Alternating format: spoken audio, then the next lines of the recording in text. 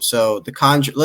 I'll put up the Conjuring. The Devil Made Me Do It. But to kind of talk about these Conjuring movies in general, these films started back in 2013, and I remember when this came out, people kind of like related this to a modern Exorcist almost. It's a scary film about a family that's just moves into a new house and there's a demon in there and it's trying to possess one of them. And then we're introduced to Ed and Lorraine Warren, who are these real life demonologists who go in there to kind of investigate these spirits and try to help whatever families need help with them. And this movie was so successful, it just branched off and started this whole new universe. We got the Annabelle films, we got The Nun, we got 2 sequels to The Conjuring. Curse of La Llorona, I believe, is a part of this universe as well.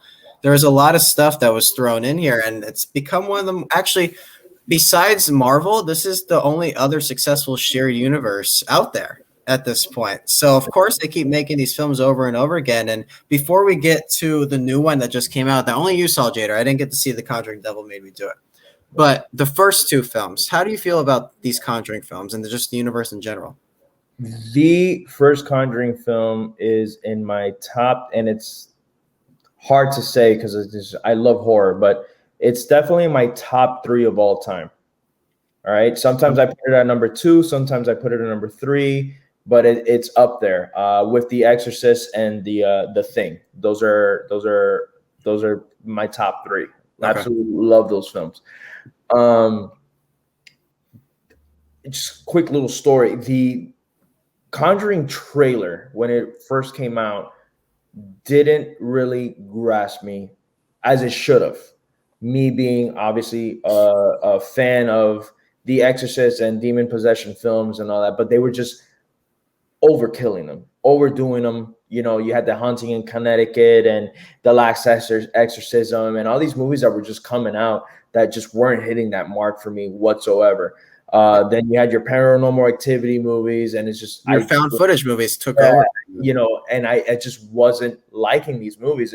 You know, you had some hidden gems, you know, from time to time, but nothing really like nothing like The Exorcist for me. And so I didn't see Conjuring opening day as I usually would have. And I'll never forget this. My sister calls me and she's like, Jay, what are you doing? And I'm like, oh, I'm at home. And she's like, I just got out of The Conjuring. And I'm like, oh, yeah, how was it? And she's like, you need to go see this movie. She goes, it scared the living shit out of me. She goes, I don't even want to go to sleep right now. And then I'm like, well, it's like 6 p.m. She goes, I'm sleeping with the lights on tonight. This movie's so freaking scary. Again, this is coming from someone that's scared of literally everything. Mm-hmm. But she's like, if I'm calling you, you have to know that I feel a certain way about it. I'm like, man, you're right. And she goes, in fact, she goes, are you home? I'm like, I just told you, yes, I am. She goes, I'll watch Adrian for you. And you go get tickets and you go see this movie right now. And I'm like, man, that's a deal. So went to go see the movie. Here's my kids. Yeah, here you go. And again, it was very few movies. Hereditary was one that left me like that as well when it finished. Conjuring ended, and I remember just kind of like pausing and just being like, that was so amazing. I'm like, was it the hype? Was it just, it was just so different. And it's just because, I mean, we can say it now, but then I didn't know how masterful of a director James Wan was, right? Like I had seen the Insidious film, which I liked a lot. And I thought that was great. Saw, obviously. I'm a huge Saw fan. I've seen the episode, yep. But for me, this was just a different, no, but I mean horror. Yeah. It's a different take, right? And again, camera works, sound editing, and just when you think the scares are coming, he just pauses and he plays with you as you're watching this film. He plays with you, and then boom, he hits you. So the story of The Conjuring was just so intriguing to me because I'm watching this movie. It just felt so realistic. And I'm watching this and I'm like, did this really happen? And as soon as that movie ended, I went home and I Googled and I'm like, did this happen? And then I started reading about, Ed and Lorraine Warren, and I'm like, oh my God, they're the ones that did the Amityville Horror, which is a story I was very familiar, but I didn't know about that they went to the house afterwards, and just started reading a bunch on And they a bunch opened the movie with the Annabelle stuff. Like you even seen of, that case. Like, oh, what's exactly, this? Yeah. and then what's that? So it was just nuts to me. And this is just the first Conjuring. So then they obviously announced Conjuring 2. You can imagine my expectations for that film, which is funny because it was the first movie. This Conjuring 2 was how I got this gig in the first place. It was the very first movie I was able to review. And as much as I really did enjoy Conjuring 2, it didn't grasp me like the first one did because of the realism of it. That's the one thing that I will tell you, that I felt like it was kind of like a stretch towards the end. I'm like, did that really happen? Like that felt like complete bullshit to me. But then they started, spinning off all these others. You had your Annabelle films, Annabelle Creation, which for me is one of the strongest in the universe. Annabelle Creation. If you guys have not seen this, you need to see it. The Annabelle Comes Home was a lot of fun. Then you had The Curse of La Llorona, directed by the same director that directed the Devil Made Me Do It, and The Nun. Overall, I like these films. There's a lot of them that get a lot of shit, but the reason why I like these movies overall, especially La Llorona and The Nun, I know they're bottom tier in the universe, but like Curse of La Llorona is something that it's a urban legend that I grew up with, right? So my grandma used to tell me these stories about the weeping woman when I was 4 or 5 years old. She would turn off the lights and tell me these stories and scare the shit out of me. And this is just something that was always like, my grandma loves to scare people. She used to tell us all these stories, and she would tell us all these urban legends from, Central America. And I was, scared shitless. So La Llorona is always something that stuck with me. So going to see that movie, I actually wanted to take my grandma to go see the movie. And she's like, I'm not watching that. And then we ended up watching it at home, and then she was like, that's not scary. She didn't really like the movie as much as I did, but I thought the movie would have been better done if it had been done in Mexico, not in California, just to make it a little bit like, the family moves to Mexico and they tell her about the curse. I feel like that would have worked a little bit better. But that's neither here nor there. We're not reviewing that film. And The Nun, again, I grew up in a very, very, very, very strong Catholic home. So anything that has to do with, Christianity, Catholicism, Religion. the devil, it's just something that always appeals to me because of the power of good and evil. I always grew up knowing that there is a heaven and hell, there is God and the devil. So it's just something, that's why these movies, I'm so intrigued by them. And then, so the universe overall for me works. There's not any movie that I hate. There's just some that I don't care to watch again. So again, coming off of Conjuring 1 and 2, again. Well, I mean, I'll jump in here too. I really like both of these films too, Conjuring and Conjuring 2. I think I'm more leaning towards Conjuring 2 than the original Conjuring, but I can see both sides of the argument. The Conjuring feels more like a throwback to the classic horror films, and it feels a lot more grounded, whereas Conjuring 2, you kind of brought this up to me, feels a lot more Hollywood. It's definitely pumped up. It's more and more, but it still works too. I really enjoy the different spirits they throw in there, like the Crooked Man, and the Nun gets introduced in there too. And I think it's also a great expansion of our main characters, Ed and Lorraine Warren, who are really the heart and soul of all three of these films, from basically what you told me from the third one. And I think they're kind of what carries you into these things. I'm like, in the second movie, I didn't think the family was as interesting as Ed and Lorraine Warren. I really wanted to wait for them to get involved, and that's where it really. The second film, right? Yeah, that was my issue with the film as well, where you have the. I don't want to call them the Parsons family. I don't know what they are. They start with remember the daughter's name was Janet. Yeah. The Parsons, Pearsons, I don't know, but the family in the first film, I felt like every girl in that movie delivered. The mom and the dad delivered. It was just again a great ensemble cast. That if we broke away from Ed and Lorraine Warren, which were the more interesting characters, obviously, we were still okay. With Conjuring 2, I did have that issue as well, where I was like, all right, well when is Lorraine and Ed coming up? Like, one of my favorite scenes in that movie, believe it or not, is it's very like not tense scene, is when he's singing Elvis Presley in the guitar. It was like very chill scene, because some shit obviously is going to go down right after that. But I just loved seeing them interact with the family, where I'm like, all right, now we're good. Let's keep it moving, you know? Yeah. So that was my issue with Conjuring 2, besides the ending of the film, where it was just too much to me. And it was like the ending of the film is like the demon had this plan that really didn't make any sense. Like, it was way overdone. There was basically like a tree with a spear on it, and they want to throw someone out the window to land on that spear. So it was too much at the end, you know? But I think as a whole, the film works. What I really love about that one is they don't waste any time in it. That movie is long, like about 15 minutes longer than the first movie. And it's not like one of those films where you're getting cut family off. see the. Can you hear me? All right, yeah, we're good now. Yeah. And what I like about the second one is it's not one of those films where it's in the family, but it won't come fighting for anyone else. No, in this film, like there's anywhere. All right, you take over. Yeah, you're getting completely cut off, dude. I'm sorry, but I don't know. It's whenever you pause, you go. But anyways, going over with the Conjuring 3, or the Conjuring, the Devil Made Me Do It. I'm gonna start off again with, it's the worst of the 3 Conjuring films, but it's not the worst in the whole Conjuring universe overall. Basically, and again, this is something I said in the beginning that I'm going to say over and over again. I feel like it was more poor marketing, or just my expectations were completely different. I thought we were going to have a trial film, trial and possession, kind of like the Exorcism of Emily Rose. That's what I was expecting. So I do say this to whoever is watching this review.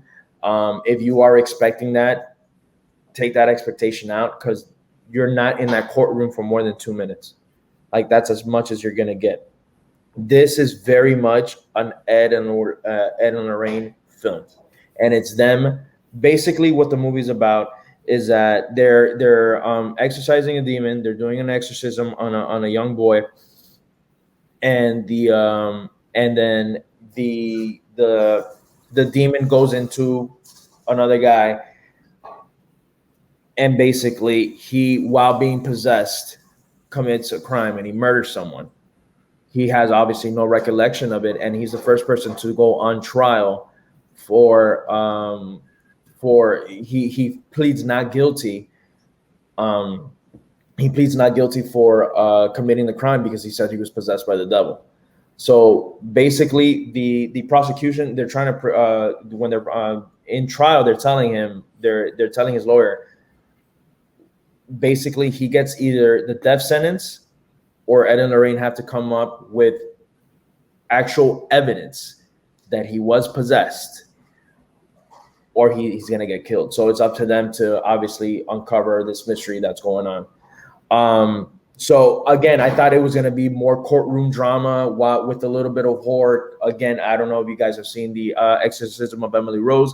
I think that is a very strong film. If you haven't, I would definitely check that one out. But it kind of went back and forth, like show what went down with her, the possession, and then it would show courtroom and why, obviously the court doesn't believe in, the devil and all that stuff. And, it goes back and forth. This doesn't really do that. They basically go to court. They tell him, find us evidence, or he gets the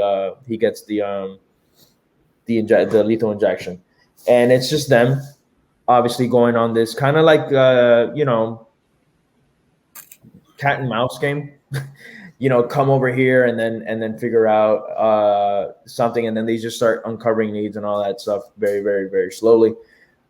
Overall, the movie has really good scares. It has a great opening, just like I've said multiple times on the show today. Great opening scene, where they could have actually saved that scene and actually done it towards the end of the film, because it starts off with a big bang. I feel like the scares are overall great. When there's tense moments, you are very tense. And And just again, Vera Farmiga and Patrick Wilson's relationship and chemistry in this film is out of this world. I feel like Patrick Wilson does like crank it up a little bit more.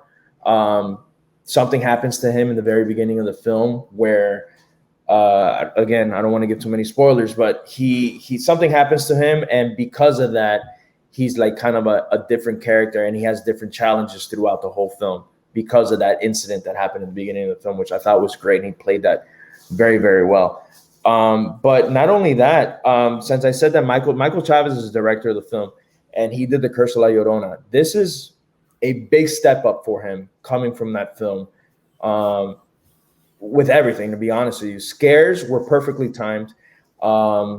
Pacing of the film, I felt like the pacing of the film it was done right. Lighting is another thing that he did really, really well, and especially towards the end, I feel there's an exorcist scene at the end of the movie, and just the lighting and the way that everything, like the way he shows everything was really well done. So kudos to him for me. It's a beautiful looking film. So let me ask you this: was James Wan's presence missed? Because I know he did the first two, and then in this one, obviously, he just produced it. He didn't direct it. Yeah. So I had people questioning going into it, like, why are we even doing a third one at this point? Or are they going to run it into the ground? So how did you feel about that? Slightly, because it's just, and it feels more of a, I don't know. I don't think James Wan wrote one or two. I'm not 100% on that. I know I think he wrote one of them. But direction-wise, I feel like this guy was trying to get as close to one, and he did an overall good job. But you can feel like that there was a little oomph that was missing. Yeah. Acting, there was no. I actually would have preferred, and I've said this before, Rory O'Connor, which plays Arnie, which is the guy on trial in the film. He was really great. I just wanted to see more of him. Again, I know that in Conjuring 2, we said that the family wasn't really something that we were that we were kind of bored with them, if that's the word we want to use, right? And we wanted to see where the Warrens were at the time. This is the movie where I felt like I would have liked to spend more time with their side characters. Ed and Lorraine Warren were great, but I really like these characters. And then he has, basically his girlfriend, which I can't even think of her name right now. I'm trying to look right now, but he just has this chemistry with his girlfriend and his girlfriend's little brother, which is the boy that was originally possessed in the film. And their relationship and their love reminded me, and it kind of like bounces off like Ed and Lorraine. So I wanted to see more of them, and we didn't get that. So this is one film that I did want to spend time with their side characters, and it was just more of a Ed and Lorraine trying to help this boy out, and just them uncovering, this curse that's going around. So does this feel like a conclusion to a trilogy here, or do you think they could easily expand out more and more? Well, these are all based on true events, so you can make each case a film. So many that they haven't touched yet, and so they can. I feel like, and I don't feel like Patrick Wilson or Vera Farmiga are tapping out just yet. They look again like, there's times where, let's use Jennifer Lawrence going from First Class to seeing Dark Phoenix. You already know she's tapped out. I don't see that. I feel like they bring the energy in every single movie that they're in. Mm-hmm. And there's a lot of cases that they haven't shown yet. I know for a fact that they probably won't do Amityville Horror because that movie's been done so many times. Right. But there's a lot of interesting cases. In fact, I came home last night, and right before I went to sleep, I started looking up cases that they've done, and I found 3 doozies, man, where I'm like, that would be a great film. And I'm sure they're well aware of that at this point. Of course. So again, it sucks to say that it's the worst of the 3. So I don't want to give it anything too negative. That if you don't want to run to, I always think the theater experience is best. I feel like the sound in a theater and the big screen and the dark lights is always going to help a horror movie 100 times. But if you do want to wait for HBO Max to watch this film, why not? Just make sure you try to do it right. You got a little surround sound, turn off the lights. It will help the experience more. But I'm telling you, man, there's scenes in a morgue that are awesome. There's a scene in an underground tunnel that is awesome. There's just great scenes, great scares. Um, but overall, just story wise, not that it's boring, because it's not a boring film. There's always something going on in every single scene. You're discovering a little bit more of the story. I didn't find it boring. It's just, a little bit lacking in it was lacking something that the first two didn't have, and it might be James Wan. And also, like, the reason why I say the trilogy thing is because that's what most people like to go to. But also, every horror franchise has like 8, 9, 10. Like, there's so many. Any Friday the 13th, Nightmare on Elm Street, it's your Saw, it's Halloween, it's whatever it may be. Again? I don't know what's going on. We have technical difficulty, guys. I'm sorry. Yeah, I didn't get any of that, dude. I'm sorry. Can you hear me now? Yes. Okay, so but what I was saying is, like, every horror franchise has at least 7, 8, 9 of them. Like, there's so many of them at this point. So I feel like Conjuring, this one makes money, which I don't know about dropping it the week after A Quiet Place 2. Yeah. How it can go, but at the same time, we can. It's an interesting decision by Warner Bros. Let's see if it pays off for them. I'm sure this movie wasn't too expensive to make. Just knowing horror films in general, it'll probably make money. It'll do well, and we'll see where the franchise goes from this. So it sounds like, if you think about it, this is like the 9th one in this franchise, because you had 2 Conjurings before. You have 3 Annabelles, which is 5. La Llorona, none. La Llorona, none. Also, it would be 8th, right? Yeah, this would be the 8th. Yeah. I feel like we're missing one though. I don't know why. It's 3 Annabelles. Yeah. Technically 3 Conjurings. La Llorona, none. Yeah, I guess so. Yeah. So I don't know where they're going to go after this. I'm sure. I mean, this is a successful franchise. They're not going to let it die. And I know Wilson and Farmiga have been in. Now this would be their 4th film, because they were in Annabelle Comes Home for a couple scenes. I would like to see them come back. They're really charismatic and charming actors, and I feel like they're a good little source of levity in these dark horror films. So I would love to see them come back and continue this franchise. Maybe have a good send-off eventually down the road.